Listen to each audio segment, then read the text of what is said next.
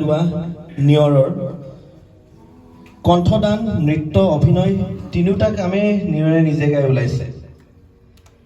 আজিৰ এই বিশেষ দিনটিত নিয়ৰৰ তাকো প্ৰণয় দাই বহু আগৰ পৰা জানে, প্ৰায় 10-15 বছৰ পৰা অনুপম দাও জানে, নিয়ৰকো সৰুৰ পৰা পাইছে। মই অনুপম দা আছে, প্ৰণয় দা আছে। প্ৰথমতে মই প্ৰণয় দাৰ ওচৰত যাব বিচাৰিছোঁ। প্ৰণয় দাই দুআষাৰ কৈ লওক নিয়ৰৰ বিষয়ে। এই সন্ধিখনত মই সকলোকে শুভেচ্ছা জ্ঞাপন কৰিছোঁ।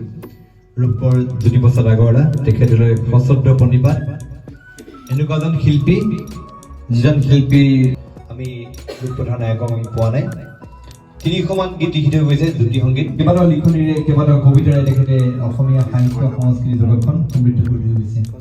মাত্ৰ 48 বছৰ বয়সত ৰূপৰ জ্যোতিপ্ৰসাদ আগৰৱালাদেৱে বিদায় লৈছিলে। এই কম আগবঢ়াই থৈ গৈছে।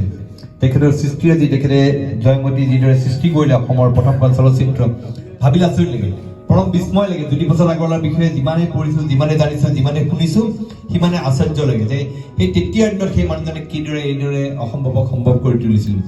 গতিকে ৰূপৰ জ্যোতিপ্ৰসাদৰ আজি তেখেতৰ মই গানটো অলপ শুনিলোঁ, ইমান ধুনীয়া লাগিছে, শ্ৰুতিমধুৰ হৈছে গানটো। এতিয়া জ্যোতি সংগীতটো শুনিবলৈ খুব ভাল লাগে। জ্যোতি সংগীত সঁচাকৈ বলব, যেতিয়া আমি জ্যোতি সংগীত শুনো, জ্যোতি সংগীতৰ সুৰ, জ্যোতি সংগীতৰ লয়, জ্যোতি সংগীতে আমাক সদায় আকৰ্ষিত কৰি আহিছে, আমাক উদ্বুদ্ধ কৰি আহিছে। কিন্তু কণমানিজনীৰ কণ্ঠত জ্যোতি সংগীতে এটা ভিন্ন মাত্ৰা পাইছে। খুব সুন্দৰভাৱে তাই গাইছে। তাইৰ ভৱিষ্যত উজ্জ্বল আছে বুলি, উজ্জ্বল বুলি মই ভাবোঁ। আৰু ভৱিষ্যত বৰ্তমান সময়ৰ আমাৰ যিসকল বৰ্তমান সময়ৰ যিসকল ভাল গান গাই আছে, গানৰ সংগীতৰ জগতখনত ভাল কাম কৰি আছে, তাৰ ভিতৰত আমি প্ৰশান্ত ফালে নাম লওঁ। আজিও মই শিল্পী দিৱস অনুষ্ঠানত প্ৰশান্তক মই প্ৰথম বিচাৰিছোঁ যে মোৰ অনুষ্ঠানত আহিব লাগে, সন্ধিয়া টক শ্ব' আছে। গতিকে আমি সদায় প্ৰশান্তক বিচাৰোঁ, এনেকুৱা এজন শিল্পী। গতিকে প্ৰশান্তৰ তত্ত্বাৱধানত নিয়ৰৰ নিঃসন্দেহে খুব সুন্দৰভাৱে প্ৰাঞ্জলি লাগে। নিয়ৰলৈ মোৰ বহুত মৰম আৰু আন্তৰিক শুভেচ্ছা থাকিল। আশা কৰোঁ এই যিটো জ্যোতি সংগীত, এই জ্যোতি সংগীতটো আজি শিল্পী দিৱসৰ এই সন্ধিখনত উদ্বোধন কৰিবলৈ পাই ময়ো পৰম বাধিত অনুভৱ কৰিছোঁ আৰু আশা কৰিছোঁ এই গীতটো সকলোৱে আদৰি ল'ব। আমাৰ অসমৰ ৰাইজে এই গীতটি, জ্যোতি সংগীতটো আদৰি ল'ব আৰু নিয়ৰৰ উজ্জ্বল ভৱিষ্যত।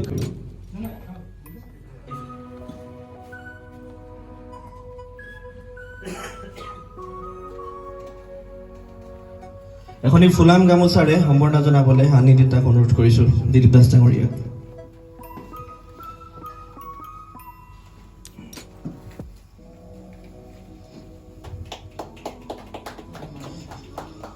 আমি পুনৰ অনুষ্ঠানৰ মাজতে উভতি যাব বিচাৰিছোঁ। সকলোকে সম্ভাষণ জনাইছোঁ। দিলীপ দাস ডাঙৰীয়া এইখিনিতে আহি আমাৰ মাজত উপস্থিত হৈছে। প্ৰণয় দা, আজি এটা খুব বিশেষ দিন আৰু আজি এই বিশেষ দিনটোত আমাৰ কণমানি নিয়ৰে এটি সুন্দৰ গীত সন্মুখত পৰিৱেশন কৰিছে। জ্যোতি সংগীতৰ যিমান চৰ্চা হয়, সিমানেই আমাৰ কাৰণে ভাল খবৰ। সেই অৰ্থত নিয়ৰ এজনী কণমানি 9 বছৰীয়া ছোৱালী, তাইৰ শৈশৱটো জ্যোতি সংগীতেৰে আৰম্ভ হৈছে। অৰ্থাৎ জাতীয় দায়বদ্ধতাৰ প্ৰতি, জাতীয় সংগীতৰ প্ৰতি, অসমৰ সংগীতৰ প্ৰতি এটা ৰাপ তাইৰ সোমোৱাই দিয়া হৈছে। সেইটো আটাইতকৈ লাভজনক কথা। লাহে লাহে লাহে জ্যোতি সংগীতৰ বিভিন্ন মাত্ৰাৰ কথা তাই বুজিব, উপলব্ধি কৰিব। আমি কেৱল প্ৰশংসা কৰিব লাগে, উৎসাহ দিব লাগে, যাতে ৰাভা সংগীত, জ্যোতি সংগীত, পাৰ্বত সংগীতৰ, বিষ্ণু ৰাভা গীতৰ চৰ্চা কৰিবলৈ লৈছে। খুব ভাল কথা। আমাৰ আশীৰ্বাদ থাকিল ভৱিষ্যত আৰু উজ্জ্বল হওক, আৰু এই গীতটিয়ে যাতে ৰাইজৰ পৰা সমাদৰ পায় তাৰে আশা ৰাখিলোঁ। আৰু পুনৰবাৰ নিয়ৰলৈ মৰম আৰু আশীৰ্বাদ যাচিলোঁ। ধন্যবাদ। আমি সকলোৱে জানো, গতিকে জ্যোতিপ্ৰসাদৰ গীত এফাগেৰে আজি অনুষ্ঠানটো মই ক'ব বিচাৰিছোঁ। দিলীপ দাই এটি গীত গাই যুগমীয়া কৰিছিলে, জ্যোতিপ্ৰসাদ আগৰৱালাৰ ৰচনা আৰু ৰমেন চৌধুৰী দেৱনকৰে।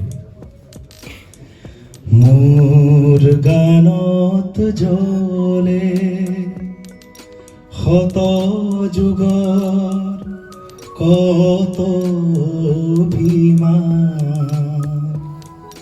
মোৰ গানে বিচাৰে চিৰ দুখীয়াৰ চিৰ পৰিত্ৰাণ। সেইগৰাকী শিল্পী আছিল জ্যোতিপ্ৰসাদ আগৰৱালা। আজি বিশেষ দিনটোত আচলতে মই নিজে অতি আনন্দিত আৰু গৌৰৱান্বিত যে মোৰ মৰমৰ অকল ছাত্ৰীয়ে নহয় দেই, তাই মই নিজৰ ভতিজী নিচিনাকৈ তাইক মই গান শিকাওঁ, তাইক মই মৰম কৰোঁ, গালি ধমকি দিওঁ। গতিকে তাই কণ্ঠত এটি গীত আজি মুক্তি পাইছে ইতিমধ্যে। আৰু গতিকে সেইটো খুব আমাৰ সকলোৰ কাৰণে আনন্দ গৌৰৱৰ কথা। আৰু তাকো জ্যোতিপ্ৰসাদ আগৰৱালাদেৱৰ গীত। এতিয়া অনুপম দাই কোৱাৰ নিচিনাকৈ যাৰ গৌৰী ভেটিটো আৰম্ভণিৰ পৰাই যদি জ্যোতি বিষ্ণু, ভূপেন হাজৰিকা বৰগীতেৰে আৰম্ভণি হয়, সেই শিল্পীয়ে বা সেই গায়কে কেতিয়াও সাধাৰণ পাতলভাৱে গীতলৈ কেতিয়াও মন নেমেলে। গতিকে সেইটো খুব আশাবাদী যে ভৱিষ্যতে তাইৰ পৰা ভাল গীত অসমৰ ৰাইজে উপহাৰ পাব। আৰু তাইৰ কথা মই এটা কথা কৈ ভাল পাওঁ যে সকলোকে নিয়ৰক যেতিয়া মই গান শিকাওঁ, সাধাৰণতে কি এই কণমানি 9 বছৰ, তাইক মই 7 বছৰৰ পৰা গান শিকাইছোঁ।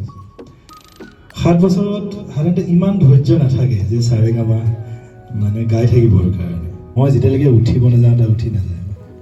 গতিকে সেই ধৈৰ্য তাইক জীৱিকা পাখিৰে নিয়ৰৰ কণ্ঠ, নৃত্য আৰু অভিনয়েৰে এই গীতটি আমি মুকলি কৰিম। গানটোৰ বিষয়ে কেনেকুৱা লাগিব?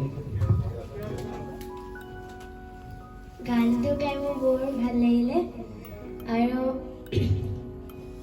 প্ৰথম প্ৰয়াস সকলোৱে আশীৰ্বাদ দিব মোক, আৰু মোৰ গানটো সকলোৱে চাব। ধন্যবাদ।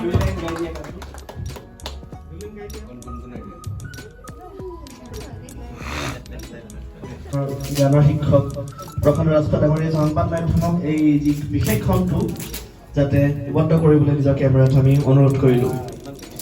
আৰু লগতে এই বিশেষ খণ্ডটোত সকলোকে হাত চাপৰি অভিবাদন জনাবলৈ আমি এয়া আনুষ্ঠানিকভাৱে জ্যোতি সংগীত কণমানি নিয়ৰৰ কণ্ঠত মুকলি হ'ল।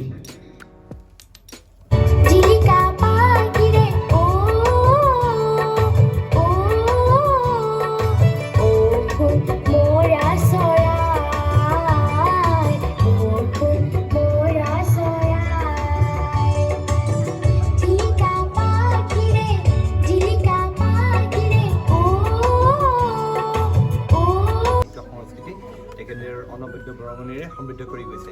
আৰু আজিৰ এই দিনটোত এই কণমানি নিয়ৰ কলিতা, এই কণমানি টিকলিজনী তেওঁ জ্যোতি সংগীত এটা গাইছে, অত্যন্ত সুন্দৰ ভালকৈ গানটো গাইছে, খুব ভাল লাগিলে।